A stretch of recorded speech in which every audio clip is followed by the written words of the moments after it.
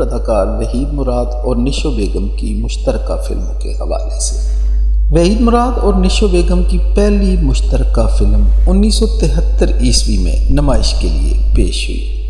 اس film کے ہدایت کار leak Akhtar تھے۔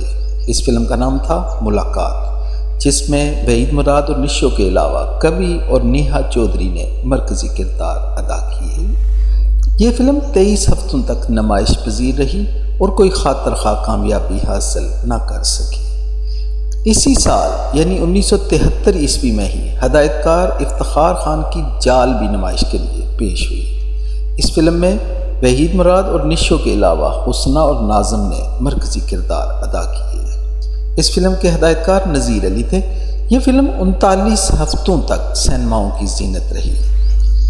اس فلم نے سلور جوبلی منائی۔ پھر ان دونوں اداکاروں کی تیسری فلم پھول میرے گلشن کا 1976 میں نمائش کے لیے پیش ہوئی۔ اس فلم کے ہدایت کار اقبال اختر تھے۔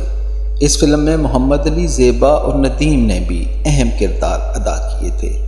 یہ ایک گولڈن جوبلی فلم تھی جو 62 ہفتوں تک سینماؤں کی زینت رہی۔ سال 1975 عیسوی میں ریلیز ہونے والی ہدایت کار اقبال یوسف کی صورت اور سیرت میں محمد علی اور سدھیر کے ساتھ ایک بار پھر نشو اور وحید مراد مرکزی کردار تھے۔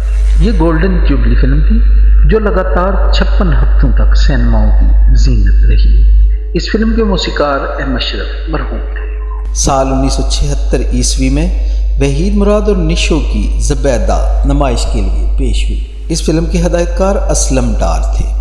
اس فلم میں وحید مراد اور نشو کے علاوہ بابرہ شریف اور صبیہ خانم نے بھی اہم کردار ادا کیے۔ یہ سلور جوبلی فلم تھی جو 25 ہفتوں تک نمائش پذیر رہی۔ اس فلم کے موسیقار کمال احمد تھے۔ آخری بار ان دونوں اداکاروں کی مشترکہ فلم 1976 عیسوی میں ہی ریلیز ہوئی۔